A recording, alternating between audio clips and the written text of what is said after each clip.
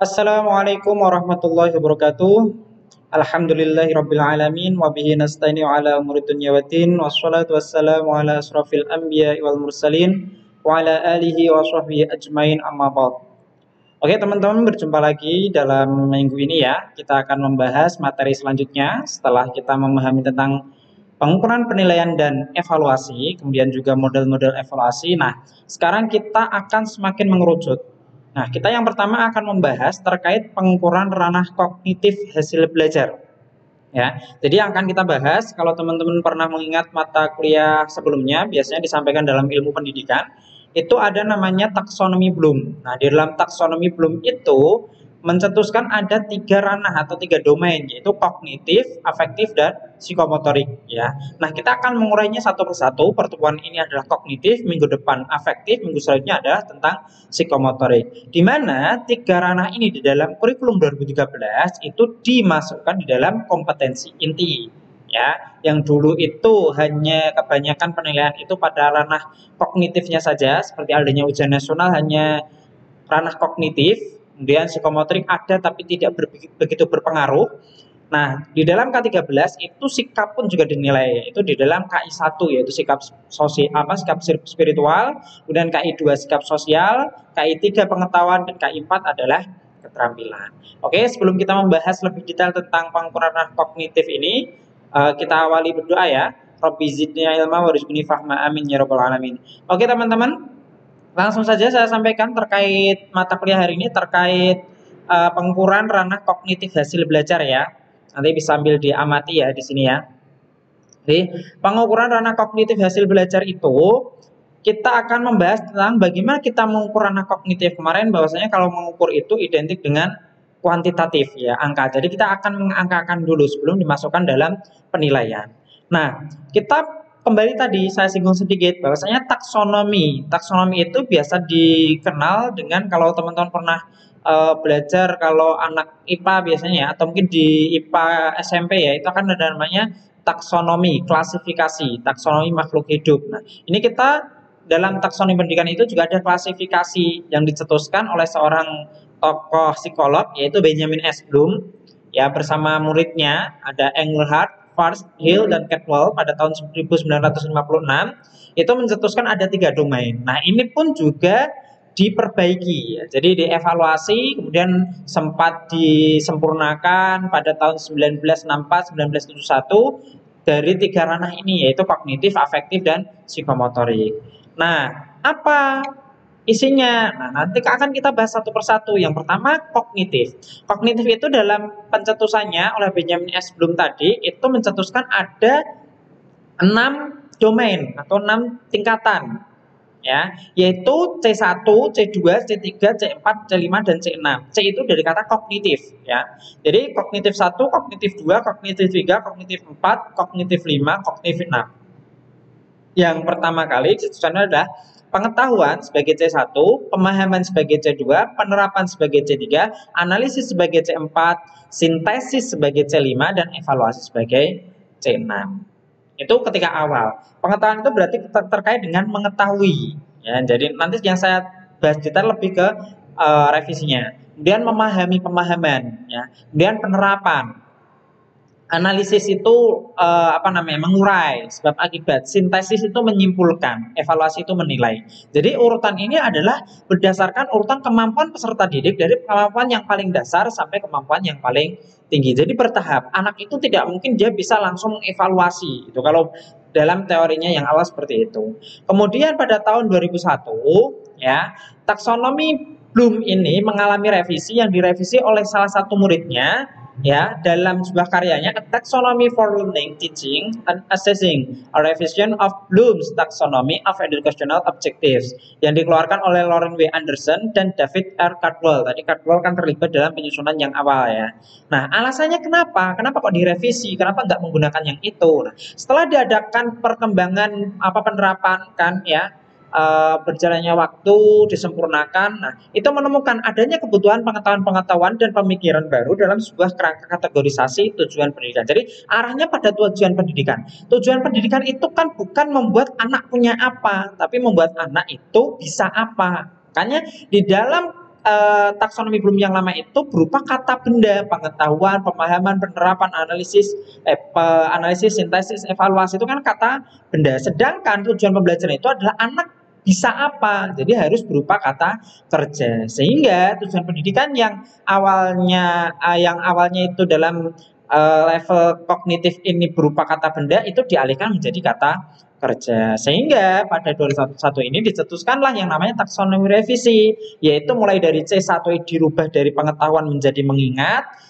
C2 pemahaman menjadi memahami, C3 penerapan menjadi menerapkan, C4 analisis menjadi menganalisis, kemudian C5 sintesis menjadi mengevaluasi, ini rolling. Kemudian C6 itu dari evaluasi menjadi menciptakan, ya. Kenapa kok perubahannya tidak menjadi menyimpulkan dan mengevaluasi? Nah, ya saya bahas itunya dulu, ya. Jadi di dalam taksonomi ini itu kemudian mengevaluasi diluruskan, ya. Jadi mengingat itu pasti paling dasar. Memahami itu kalau sudah ingat, menerapkan itu kalau sudah paham bisa menerapkan, menganalisis, mengurai dan menghubungkan sebab akibat itu harus paham dan bisa menerapkannya. Kemudian antara mengevaluasi dengan mencipta, nah ini kan berubahnya mencipta, ya, bukan menyimpulkan lagi. Itu tentu bisa mengevaluasi dulu baru bisa menciptakan. Tidak mungkin menciptakan dulu baru bisa mengevaluasi. Makanya kemampuan C5 itu dirubah menjadi mengevaluasi dan C6 ini adalah menciptakan. Nah, di dalam 6 ini C1 sampai C6 itu dikategorisasikan ada namanya, kalau teman-teman pernah mendengar itu ada istilah HOTS, ya, High Order Thinking Skill. Nah, jadi kemampuan HOTS itu apa? Ada dua teori yang mengatakan di sini. Nah, HOTS yang pertama itu adalah pada kategori kalau HOTS sama. HOTS itu mulai dari menganalisis, mengevaluasi, dan mencipta. Itu masuknya di HOTS. Makanya kalau berupa soal-soal HOTS itu kan soalnya panjang. Kenapa kok panjang? Karena itu di situ anak dituntut untuk memahami dulu, memahami dan dia menganalisisnya.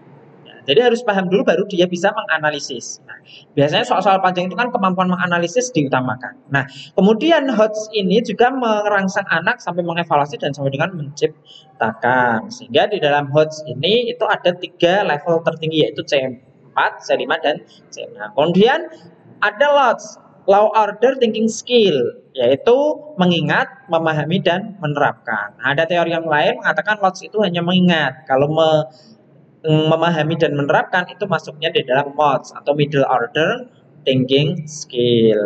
Seperti itu, ya. Kita bahas satu persatu sekarang biar teman-teman paham apa sih maksudnya C1 sampai C6 itu.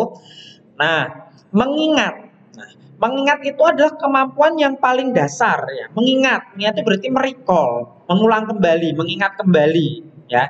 Jadi mengenal kembali, hanya ingatan misalnya 1, 2, 3, ini bentuk 1, ini bentuk 2, ini bentuk 3. Nah, itu anak hanya sekedar ingat. Oh, hanya bentuknya seperti itu. Ya, ini apa 1? Nah, itu tidak harus paham. Kenapa kok harus 1? Kenapa kok itu 2? Nah, tidak harus paham, tapi hanya sekedar ingat. Itu tidak harus sampai paham. Makanya ingat ini sebagai kemampuan yang paling dasar. Jadi yang penting ingatan. Makanya anak-anak kecil itu ingatannya sangat kuat, tapi dia belum tentu paham. Ya, makanya kemampuan paling dasar itu adalah mengingat. Yang kedua adalah memahami. Setelah anak ingat, maka akan naik levelnya lebih tinggi. Ya, tadi adalah namanya piramida, ya. Piramida level kognitif. Setelah anak ingat, maka dia akan naik pada level memahami. Nah, anak ingat bahwasanya ini itu angka 1. Ya, kemudian dia akan paham, oh kalau 1 itu berarti sebuah bilangan yang nilainya adalah 1. Ketika 1 dan 1 disandingkan menjadi 2. Nah, itu dia akan ingat paham. Oh, ini 1 bentuknya seperti ini. Karena itu adalah kalau menggunakan lidi benda itu adalah, oh ini hanya 1 biji, 1 buah. Nah, itu namanya paham dia. Ya, sehingga ketika anak ini misalnya diminta untuk, oh ini ada barang, ini berapa, nah itu, ya itu dia paham, ya karena nanti ada dia menghitungnya. Kemudian itu namanya memahami, yaitu adalah mengerti materi, mengorganisasikan, menyusun materi. Kemudian yang ketiga adalah menerapkan, mengaplikasikan konsep. Ya, jadi mengaplikasikan konsep ini adalah menerapkan sesuatu. Ya, misalnya tadi angka penjumlahan, ya penjumlahan. Kalau tadi angka misalnya memahami penjumlahan-penjumlahan itu apa? Oh, berarti menambahkan, akan bertambah semakin banyak, angkanya akan semakin naik. Kemudian menerapkannya berarti menerapkan mengaplikasikan penjumlahan, berarti 1 tambah 1, 2, 2 dikurangi 1, 1. Nah, itu namanya menerapkan. Nah, kemudian yang selanjutnya naik lagi levelnya. Kan berarti menerapkan harus ada pahamnya dulu, ada ingatannya dulu. Mengingat baru bisa memahami, baru bisa menerapkan. Ini masuknya LOTS, ya low order thinking skill. Kemudian yang selanjutnya adalah menganalisis atau C4. Menganalisis ini berarti memisahkan konsep, mengurai hubungan sebab akibat juga bisa, ya. Jadi menganalisis ini misalnya adalah mengurainya, ya. Mengurai ini nanti tak contohkan sekalian ya biar teman-teman paham ya. Jadi nanti ada contohnya yang lebih spesifik ya. Kalau dari angka tadi berarti mengurai di sini adalah eh, menghubungkan sebab akibatnya ya. 1 tambah 1 sama dengan 2. Itu kan hanya apa namanya? Itu sekedar menerapkan. Nah, nanti menganalisis ini berarti misalnya soalnya bentuknya adalah soal cerita. Ya, misalnya Andi memiliki buah apel 6, kemudian diberikan orang. Jadi menganalisis, mengurainya. Nanti sehingga dijumlahkan. Berarti dasarnya bisa menjumlahkan, harus bisa menerapkan. Jadi menganalisis ini butuh kemampuan yang namanya mengingat, memahami, dan menerapkan. Nah, selanjutnya adalah mengevaluasi, yaitu adalah membenarkan atau menyesuaikan dengan konsepnya, sesuai apa tidak. Kemudian menciptakan, ini tak contohkan yang nanti saja ya, karena waktunya juga hanya 20 menit. Menciptakan yaitu creating, memadukan unsur-unsur yang dengan bentuk baru. Jadi menciptakan ini adalah menciptakan sesuatu yang baru. Misalnya cara rumus baru itu boleh ya. Nah, oke, kita hubungkan biar teman-teman nggak bingung. Jadi menganalisis itu berarti tadi kan soal cerita. Nah, mengevaluasi nanti misalnya sama-sama dijadikan soal cerita, kemudian dijadikan jawaban. Kira-kira jawabannya benar apa tidak? Atau misalnya ada pernyataan, berarti kesimpulannya adalah A, B, C, D. Mana yang benar? Ini memang mengevaluasi. Kemudian mencipta berarti misalnya cara menjumlahkannya menggunakan caranya sendiri. Silahkan jumlahkan dengan caramu atau apa. Jadi menemukan cara yang baru itu bisa masuk dalam kritik atau mencipta. Kemudian yang selanjutnya, nah ini tambahan sedikit, ini sebenarnya enggak perlu enggak apa ya. Jadi di dalam apa namanya tadi kan pengetahuan, kenapa kok nggak mengetahui? Karena nanti dalam teori yang baru pengetahuan itu akan dibagi menjadi 4, pengetahuan faktual, konseptual, prosedural, dan metakognisi. Faktual itu berarti terkait dengan fakta, apa yang dilihat, panca indera, mendengar dan lain sebagainya, misalnya tentang HP. Oh, ini namanya laptop, ini namanya HP. Ya, ini namanya printer. Nah, itu namanya faktual. Konseptual berarti terkait konsep. Apa itu HP? Apa itu laptop? Pengertiannya, bagian-bagiannya. Kemudian kalau prosedural itu adalah langkah-langkah prosedur. Berarti bagaimana mengoperasikan komputer, bagaimana mengoperasikan HP, menggunakan HP. Nah, itu namanya prosedural. Kalau metakognisi itu adalah kesadaran terhadap proses berpikir atau kognitifnya. Jadi, bagaimana memperbaiki laptop ini yang rusak. Jadi, akan menggali berpikir lebih dalam. Itu namanya metakognisi. Itu nanti dibahas sendiri pengetahuan, makanya tidak dimasukkan dalam level kognitif. Kemudian, nah ini contoh yang lain ya. Mengingat tadi adalah mengulang kembali ya. Misalnya ini pertanyaannya. Rukun wudhu yang pertama adalah titik-titik. Nanti kaitannya kenapa adalah saya merah? Karena adalah di sini adalah menunjukkan bahwa anak hanya diminta untuk mengingat, dia tidak harus paham. Oh, wudhu, rukun wudhu 1 niat, 2 membasuh muka, 3 membasuh kedua tangan, dan seterusnya. Nah, itu hanya ingatan, dia belum tentu paham mana kalau membasuh muka itu batasannya mana, kemudian juga muka itu yang disebut muka bagian mana, kemudian kenapa kok harus niat kenapa dia lambat, itu harus paham ya, tapi dia ingat. Nah, di sini hanya rukun wudhu yang pertama adalah ingat. Yang penting dia bisa dikatakan ingat, hafal ya. Itu jadi namanya pertanyaan paling mudah, paling dasar. Ya, lots, mengingat. Ya, bisa dipahami? Oke. Ya, setelah anak ingat, di sini adalah ya kata kuncinya ya. Kenapa? Karena hanya pertanyaan dasar. Misalnya juga sebutkan rukun wudhu, itu juga mengingat saja karena hanya diminta untuk menyebutkan. Yang kedua, dapat menjelaskan, mendefinisikan, itu masuk dalam memahami atau C2. Sebelum melaksanakan sholat, apa yang akan kamu lakukan? Jelaskan alasannya. Berarti dia akan menjelaskan. Dia paham kenapa kok saya harus wudhu dulu. Oh, karena untuk bersuci. Bersuci itu salah satu syarat dari syarat sahnya sholat. Jelaskan yang dimaksud dengan bersuci. Nah, ya, berarti menjelaskan dia harus paham, bisa dengan bahasanya sendiri. Nah, kalau bahasanya tekstual itu belum tentu dia paham, ya. Jadi di sini adalah kategorinya adalah menjelaskan. Berarti kuncinya menjelaskan, ya.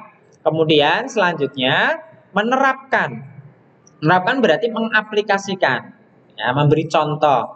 Sama-sama wudhu tadi. Kalau tadi yang pertama mengingat itu sebutkan atau mungkin adalah, yang kedua menjelaskan. Kemudian di sini tuliskan tata cara melakukan wudhu dengan urutan yang benar.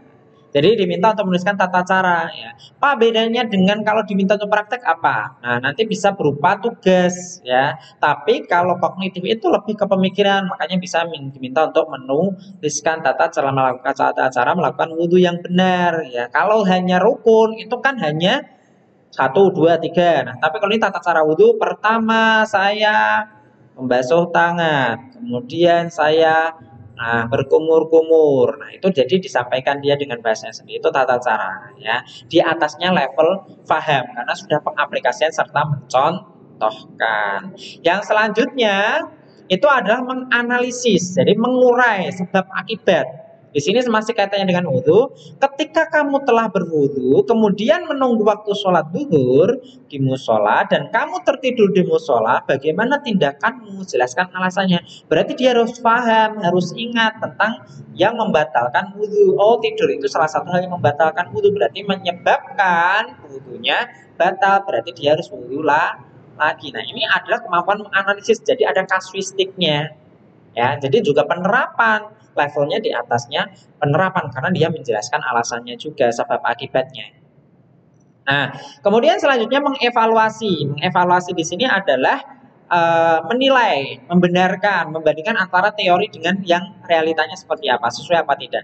Ahmad sedang berwudu dengan tergesa-gesa. Ia membasuh muka, membasuh tangan tidak sempurna sampai siku, mengusap hanya pada rambut, membasuh kaki tidak merata. Bagaimana penilaian terhadap cara berwudu Ahmad tersebut? Kan dia anak, berarti harus paham. Dia bisa menerapkan yang benar seperti apa, dia bisa menganalisis kenapa kok salah. Nah, dia menilai di sini. Jadi menilai sudah benar apa belum. Kemudian yang selanjutnya menciptakan. Menciptakan ini berarti mengkreasikan, membuat suatu desain yang baru. Nah, ini contohnya adalah menggabungkan. Gabungkan dari rukun wajib wudhu dan sunnah wudhu, ya. Jadi ada wajib dan sunnah. Coba gabungkan urutan berwudhu yang mencakup hal wajib dan hal yang sunnah. Jadi kalau rukun itu hanya yang wajib tadi saja, nah ini ada sunnah. Oh, berarti mulai dari membasuh tangan, ada namanya menghirup air, ada berkumur-kumur dan lain sebagainya. Nah, itu namanya nanti menggabungkan. Jadi menciptakan runutan wudhu yang baru yang antara gabungan antara sunnah dan wajib. Oke, ya. Ini contoh lain. Misalnya ini IPA SD, ya. Ini bisa dipahami. Sebutkan macam-macam zat. Jadi menyebutkan saja, ya, cair, padat, gas. Jelaskan yang termasuk proses membeku. Dia paham. Membeku itu adalah proses perubahan zat cair menjadi padat. Sebutkan contoh proses penyublim benda di sekitarmu. Jadi pengaplikasiannya, penerapannya. Kemudian amatilah embun pada setiap pagi selama 1 minggu. Apa sajakah yang menyebabkan proses terjadinya benda mencair? Menganalisis. Jadi apa yang menyebabkan suhu dan lain sebagainya. Amatilah embun pada setiap pagi selama 1 minggu. Nah, apakah benar jika suhu udara mempengaruhi jumlah atau intensitas embun dalam embun? Jelaskan. Jadi dia diminta untuk menganalisis, ya, sebabnya. Kalau suhunya tinggi itu embunnya banyak pas sedikit dan seterusnya. Untuk mengurangi polusi udara dari asap cerobong, buatlah solusi berdasarkan teori perubahan zat. Oh, berarti asap itu nanti menciptakan teori, ya. Jadi solusinya apa? Membuat karena asap itu berupa gas, maka harus dipadatkan atau dijadikan cair. Di pembuangannya nanti di saluran air atau mungkin menjadi padat, jadi bubuk atau apa. Nah, itu namanya menciptakan. Ya, jadi dari C1, C2, C3, C4, C5, dan C6 itu dari paling bawah mengingat, yang kedua memahami, menerapkan, menganalisis, mengevaluasi, dan menciptakan. Oke, ya, sudah 20 menit. Ini KKO-nya, ya. Nah, maksudnya KKO ini apa? Saya minta juga masing-masing kelompok, ya maaf, di kelompok itu menciptakan dari apa namanya, saya minta untuk membuat KKO-nya ya. Jadi KKO ini pada dasarnya digunakan dalam penyusunan kompetensi dasar ya, indikator ya. Misalnya di dalam KD itu pasti ada siswa mampu menjelaskan. Nah, berarti kalau siswa mampu menjelaskan, nanti bentuk apa namanya kognitifnya, pembelajarannya harus pada sampai level C2 ya, karena harus menjelaskan, berarti anak harus sampai memahami. Nanti bentuk tesnya itu juga berupa memahami C2. Siswa mampu menerapkan, oh berarti KD-nya indikatornya itu pada sampai C3, berarti pembelajaran kita harus sampai C3, siswa harus bisa sampai menerapkan, nanti memberikan soal itu juga sampai menerapkan. Siswa mampu menganalisis sebab akibat, siswa mampu menciptakan, siswa mampu mengkreasikan. Nah, nanti sesuaikan di situ. Jadi di sini KKO ini digunakan biasanya munculnya itu di dalam KD, dan juga indikator nanti diterjemahkan di sini juga. Sehingga nanti pembelajaran itu berarti targetnya adalah sampai pada level berapa, tujuannya itu ya. Kalau ada yang sudah dapat tentang penyusunan RPP atau perencanaan pembelajaran, itu pasti ada KKO ini. Nah, di dalam penyusunan soal juga sama. Jadi nanti penyusunan soal itu menyesuaikan dengan KD. Kalau KD-nya sampai C3 ya berarti pembelajaran sampai C3 dan soalnya harus sampai C3. Ya, nanti masuk di perencanaan dan pengembangan tes saya jelaskan lebih rinci. Oke, selanjutnya instrumen penilaian kognitif. Itu ada pilihan ganda, menjodohkan, melengkapi, jawaban singkat, uraian, ujian lisan, dan lain sebagainya. Ya, alokasi masing-masing level sesuai instrumen. Maksudnya apa? Yaitu kalau pilihan ganda itu bisa C1 sampai C6 ya, karena nanti di bentuk tes notes ada pilihan ganda itu jenis-jenisnya. Kemudian menjodohkan itu lebih kepada mengingat dan memahami ya, menerapkan juga bisa ya. Tapi kalau menganalisis ada bisa juga mengelompokkan ya, itu seperti kemarin kan itu teman-teman juga lebih keingatan sih ya, tapi teman-teman menyesuaikan pada wilayahnya itu juga bisa menganalisis. Kemudian kalau dalam daring itu bisa semuanya ya, jadi banyak sekali aplikasi yang bisa digunakan. Yang pasti itu yang perlu diperhatikan adalah harus ada outputnya apa, berupa misalnya Excel atau data per butir soal, mana siswa yang menjawab benar, mana yang salah, siswa ini menjawab benar nomor berapa dan salah nomor berapa, sehingga nanti bisa dia namanya analisis butir, dipetakan soal yang anak tidak bisa menjawab itu yang mana, anak yang apa namanya kesulitan yang mana, sehingga nanti dipetakan, sehingga kalau ada yang tidak memenuhi KKM nanti bisa ditindaklanjut berupa remedialnya seperti apa ya, seperti itu ya. Jadi ada namanya Google Form, Quizzes, Boardwalk, Quizlet, Kahoot, dan lain sebagainya. Jadi ada banyak sekali. Kalau luring gimana Pak? Bisa menggunakan teknologi tidak? Bisa ya. Jadi ada namanya Plickers dan lain sebagainya yang nanti harus tatap muka, tapi juga menarik seperti game ada. Ini semua bisa digunakan, luring juga bisa. Luring itu luar jaringan ya, jadi langsung itu juga bisa. Tapi karena ini daring jarak jauh, berarti bagaimana kita melaksanakan evaluasi itu tetap menyenangkan dari jarak jauh, anak antusias dan dia bisa termotivasi untuk belajar. Itu saja teman-teman yang dapat saya sampaikan ya. Karena cukup banyak sebenarnya materinya, tapi semoga ini sedikit tapi bisa bermanfaat. Maaf masih agak cepat ya, karena memang ngejar waktu, saya pakai menitan juga, maksimal 25 menit. Karena nanti kalau saya kelebihan apa namanya nanti menghabiskan waktu. Silakan teman-teman kalau memang masih bingung bisa ditanyakan ke saya lewat Japri atau di skip-skip videonya pelan-pelan, diulang, tidak masalah ya. Itu saja, terima kasih. Kurang lebihnya saya maaf. Assalamualaikum warahmatullahi wabarakatuh.